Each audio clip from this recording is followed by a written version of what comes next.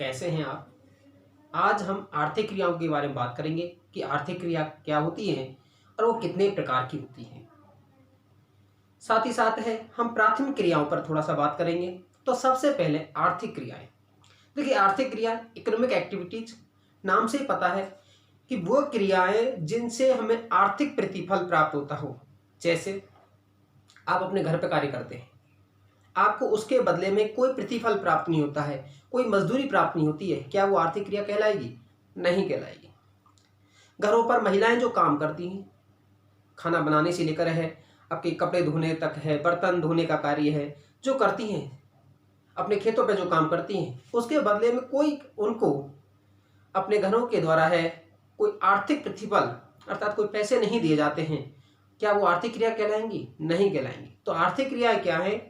वे क्रियाकलाप जिनके करने से हमें आर्थिक लाभ अर्थात आर्थिक जो लाभ है या आर्थिक प्रतिफल प्राप्त होता है, आर्थिक क्रियाएं कहलाती हैं। अब दूसरी चीज आती है, इसको हम लिख भी सकते हैं, वे क्रियाकलाप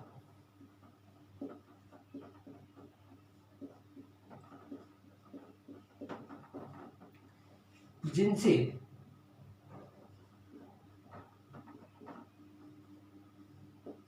आर्थिक लाभ या आर्थिक प्रतिफल प्राप्त हो।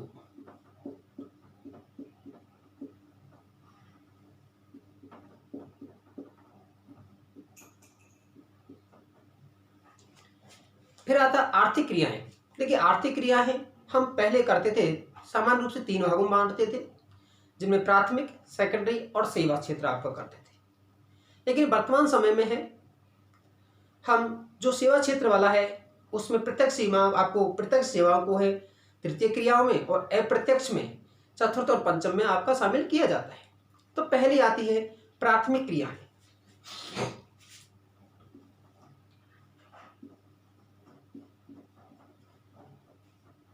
प्राथमिक क्रियाएं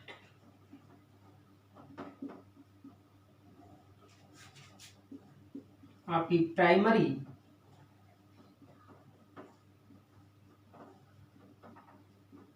एक्टिविटीज।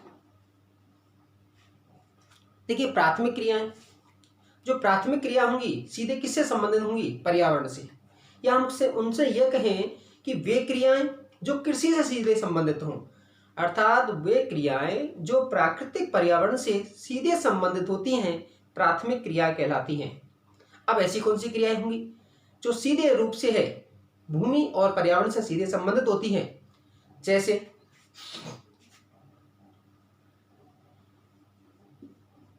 कृषि आपका, और कृषि में कौन सी है? खासकर आदिम कृषि, जो स्थानांतरित कृषि करते थे, लेकिन हम कृषि आपका पशुपालन, बहुत अधिक ठंड हो आपका, पशुओं की संख्या है वो आपकी अलग प्रकार के हैं, कम पाए जाएंगे, बहुत अधिक गर्मी, तो इस तरह का आपका पशुपालन। कृषि आपका मत्स्य, आपका मत्स्य पालन। नेक्स्ट है आपका वानिकी।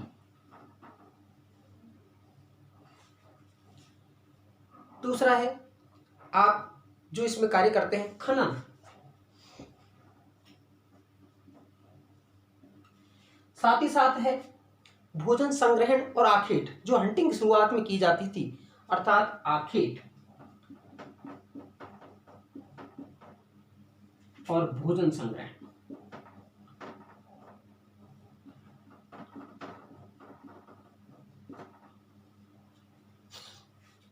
कृषि, पशुपालन, मत्स्य पालन, वानिकी, खनन, आखेट, भोजन संग्रहण।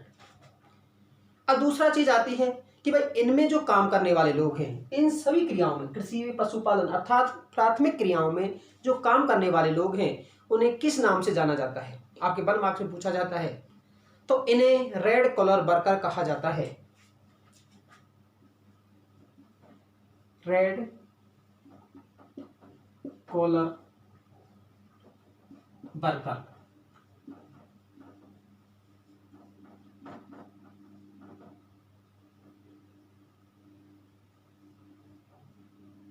वर्कर्स। प्राथमिक कार्यों में काम करने वाले लोगों को है रेड कॉलर वर्कर कहा जाता है। अब दूसरा आता है द्वितीय क्रियाएं, सेकेंडरी एक्टिविटीज। द्वितीय क्रियाएं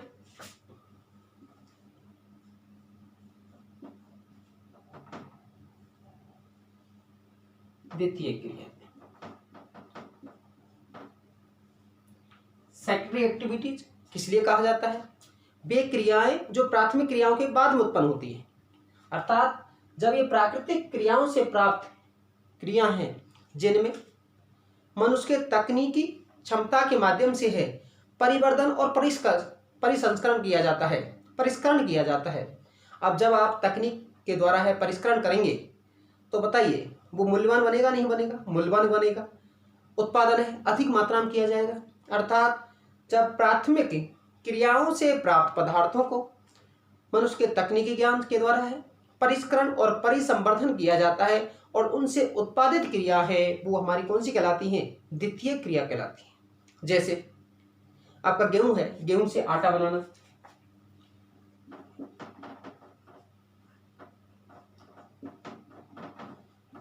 गेहूं से आटा, कपास से कपड़ा तैयार करना, लोहे से है इस्पात तैयार करना, अर्थात इसमें कौन कौन सी क्रियाएं शामिल की जाती हैं? खासकर उद्योग और विनिर्माण, मकान बनाने का कार्य है, आपका फूड प्रोसेसिंग, खाद्य प्रसंस्करण का कार्य है, वो हमारा सब किसमें शामिल किया जाता है? हमारा द्वितीय क्रियाओं के अंतर्गत शामिल किया जाता है। अब आपका प्राथमिक से हो गया पर्यावरण से संबंधित, हमने उसमें सुधार किया, द्वितीय क्रियाएं बनी। अब हमारे पास उत्पादन हुआ। अब उत्पादन होगा तो हम क्या करेंगे? यदि हमारे पास उत्पादन अधिक है तो हम एक्सेस उत्पादन का है दूसरे स्थान पर बेचेंगे, अर्थात आपका एक्सपोर्ट करेंगे। कमी है तो वहां से मंगाएंगे आपका।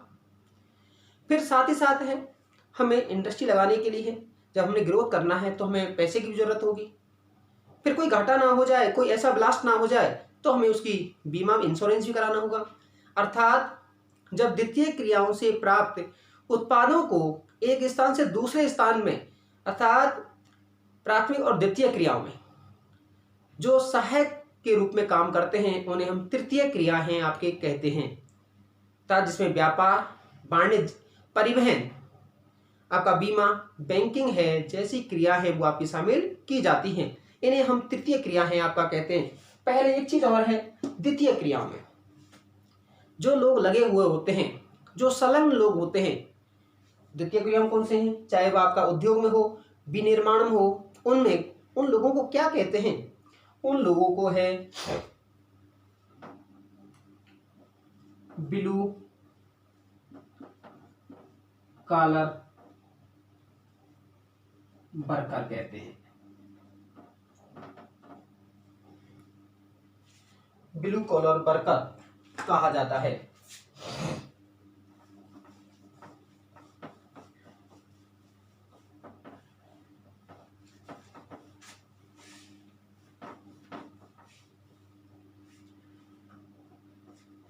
द्वितीय कार्यों में लगने वाले लोगों को क्या कहा जाता है? आपका ब्लू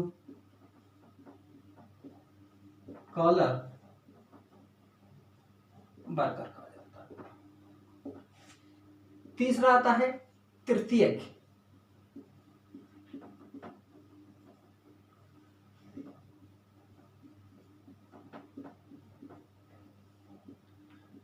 टर्सरी एक्टिविटीज, मैंने कहा तृतीय क्रिया कौन सी है?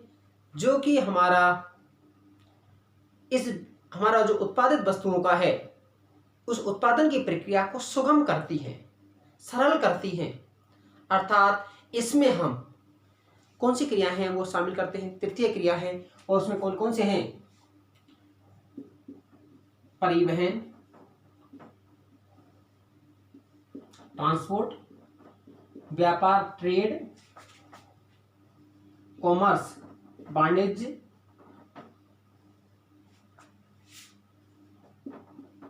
बैंकिंग,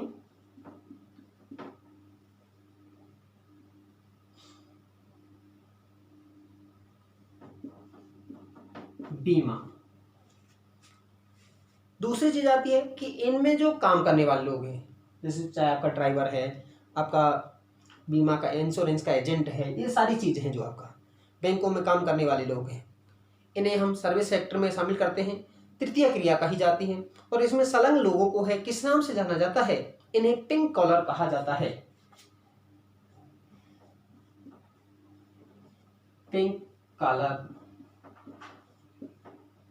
श्रमिक या वर्कर कहा जाता है।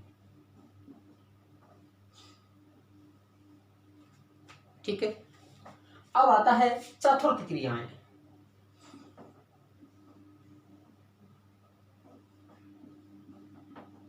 चतुर्थक या चतुर्थ क्रिया।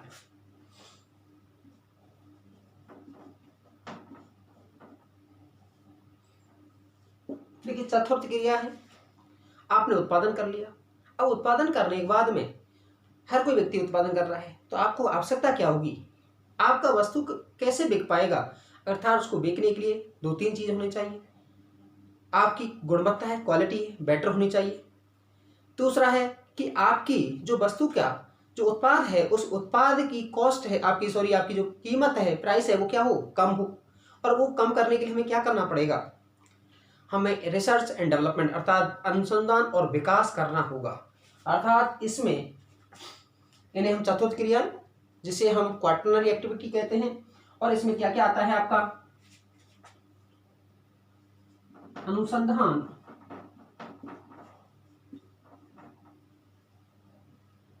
व विकास,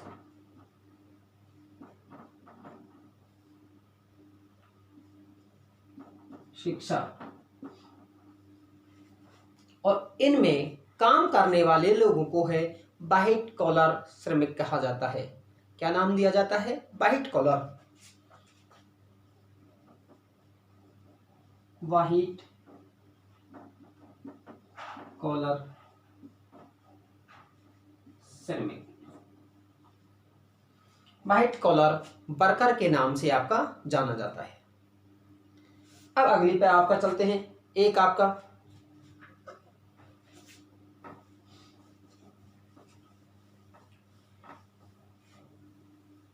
जो ये चतुर्थ और पंचम क्रिया हैं, इनको ही तृतीय क्रियाओं में से ही विभाजित किया गया, जो कि जीन गॉटमैन के द्वारा किया गया था। कई बार पूछा जाए तो जीन गॉटमैन ने जो प्रत्यक्ष सेवाएं थी उनको तृतीय क्रियाओं में, जो अप्रत्यक्ष थी उन्हें चतुर्थ और पंचम में, जिसमें निम्न श्रेणी थी वो चतुर्थ, और जो अधिक उच्च श्रेणी थी उन्हें पंचम क्वानरी एक्टिविटीज में शामिल किया गया।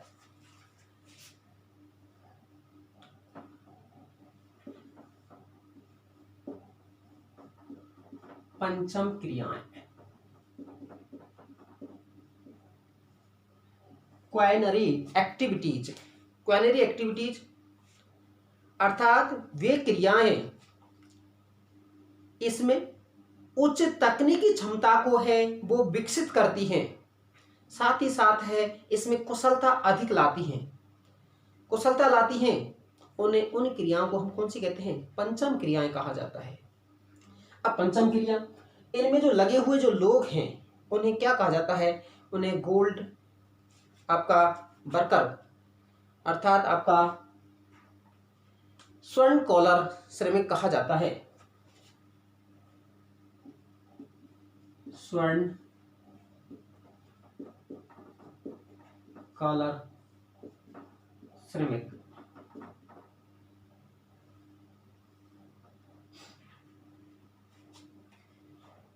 इसको इस तरह से भी लिख सकते हैं, गोल्ड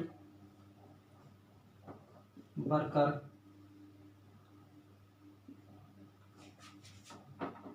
गोल्ड कॉलर वर्कर्स,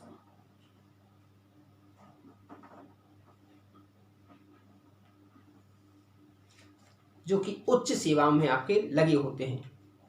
अब इसमें जो तकनीकी विशेषज्ञ हैं अर्थात IITN हैं, आपके उच्च जो विधि परामर्शदाता हैं वो इसमें शामिल किए जाते हैं। जो नॉलेज आधारित अर्थात KPO और BPO हैं, जो ज्ञान आधारित बिजनेस आधारित जो क्रिया हैं वो हमारी पंचम क्रियाओं में शामिल की जाती है। अब दूसरी चीज और बताइए मुझे, प्राथमिक कार्यों में है लोग हैं, विकासशील देशों में अधिक होते हैं, लगे हुए होते हैं, तथा आपका तृतीय, चतुर्थ और पंचम क्रियाओं में है विकसित देशों में लोगों का अनुपात है वो आपका अधिक लगा होता है, क्योंकि उसमें तकनीकी दक्ष लोगों की आवश्यकता है आपकी होती है। अब हम एक को लेते हैं प्राथमिक क्रियाएं। प्राथमिक क्रियाएं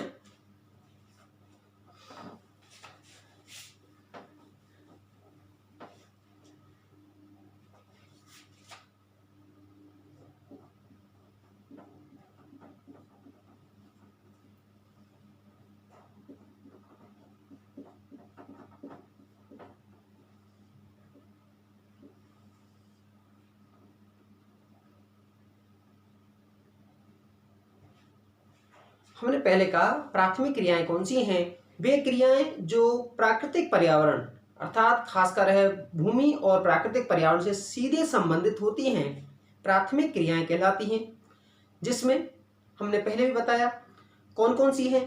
कृषि, पशुपालन, मत्स्य, वानिकी, खनन, आपका आखेट और भोजन संग्रहण का जो कार्य है वो आपकी प्राथमिक क्रियाओं में शामिल की जाती है। दूसरी तरफ आता है कि इन प्राथमिक क्रियाओं को इसमें हम लेते हैं सबसे पहले भोजन संग्रहण एवं आखेट। पहला है आखेट एवं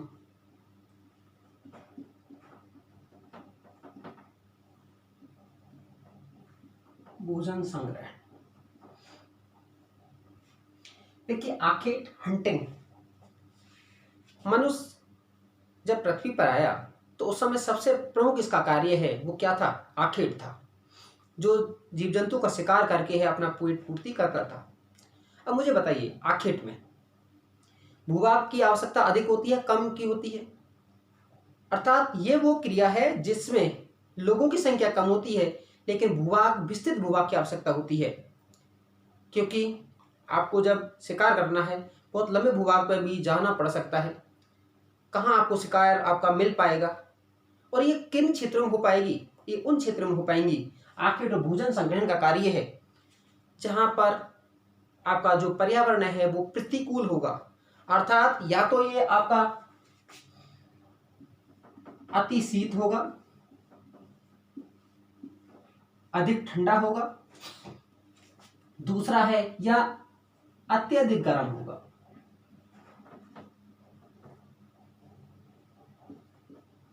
अत्यधिक गर्म होगा।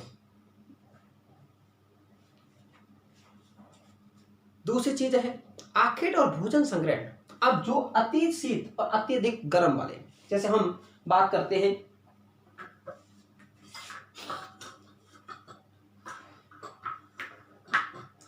आप ये देख पा रहे होंगे ये यूरेशिया का उत्तरी वाला भाग, ये वाला भाग जिसमें उत्तरी यूरेशिया वाला भाग है। इधर आप अगर बात करेंगे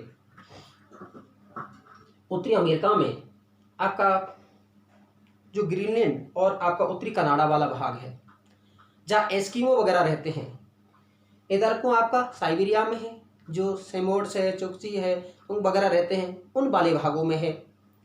अति ठंडे क्षेत्र जो ध्रुवीय क्षेत्र है, क्योंकि दक्षिणी गोलार्ध में है जो आपका साउथ पोल पर है, वहाँ तो जनविहीन है। दूसरा है जहाँ टेम्परेचर बहुत अधिक हो, जैसे कि ये अमेजन बेसिन वाला क्षेत्र आपका, साथ ही साथ है अफ्रीका महाद्वीप में है ये आपका उष्णकटिबंधीय क्षेत्र आपका, जहाँ पर भोजन संग्रहण वगैरह है आपका किया जा सकता है। तो ऐसे क्षेत्र है जहाँ अति ठंडे और अति आपके गर्म, मरुस्थल वाले क्षेत्र भी जो आपका सहारा का मरुस्थल वाला पार्ट है, तो उन क्षेत्रों में है ये गतिविधि आपकी की जाती है।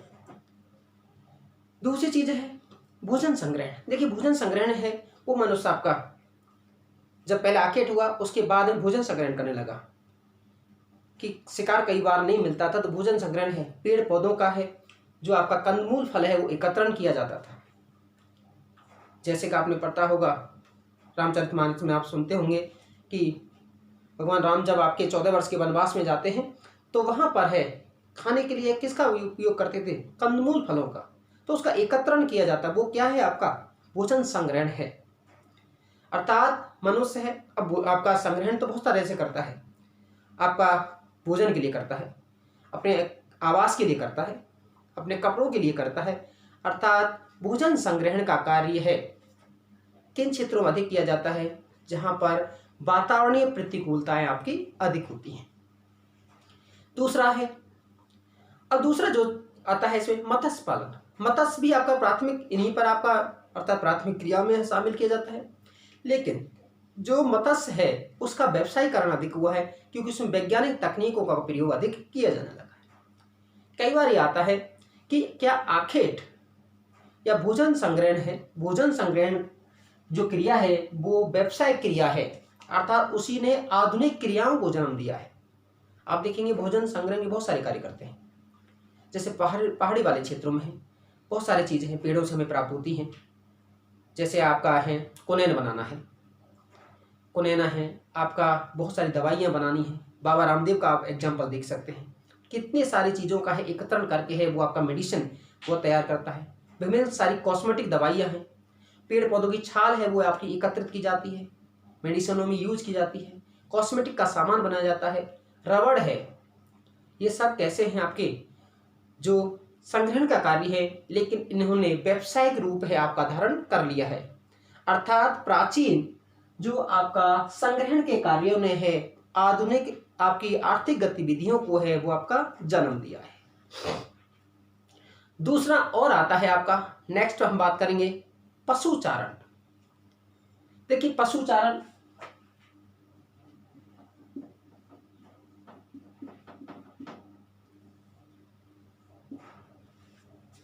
पशुचारण भी जब मनुष्य है, पहले भी आपकी क्रिया हुई कौन सी, आपका आखेट हुआ, उसके बाद में भोजन संग्रहण हुआ। उसके बाद जब मनुष्य को सामान का संग्रहण करने लगा तो आपका सारा काम पहले मनुष्य अपने खुद के शरीर पर करता था, लेकिन उसको सामान को एक स्थान से दूसरे स्थान को लाने के लिए, ले जाने के लिए आपको किसकी आवश्यकता पड़ी, पशुओं की आवश्यकता पड़ी कि उस पर सामान लाद करके एक स्थान से दूसरे स्थान को ले जा सकता था। एस्किमो है, रेंडियर है, वो आपका उसको परिवहन के रूप में उपयोग करते हैं। बहुत सारे हैं जानवर, उनकी हड्डियों को है हथियार के रूप में उपयोग किया जाता है। पहले हथियार के रूप में पत्थरों का यूज किया जाने लगा, फिर उसके बाद में लकड़ी और आपका हड्डियों का यूज किया जाने लगा। तो आपका पशुचारण किन क्षेत्रों में अधिक होता है, जहां पर वातावरणीय प्रतिकूलता अधिक है, साथ ही साथ है भूभाग है वो आपका कैसा पाया जाता है, विस्तृत भूभाग पाया जाता है। अब इसमें भी जो आपका पशुचारण है, पशुचारण प्राकृतिक पर्यावरण की जो दशा है जहां पर आपका पर्यावरण अधिक प्रभावी होता है वहां पर यह आपका अधिक किया जाता है। इसके भी जो आपका पशुचारण है इसके दो भाग किए जाते हैं।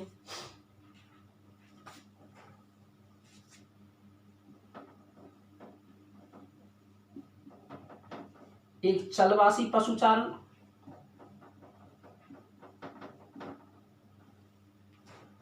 और दूसरा है आपका व्यापारिक पशुपालन।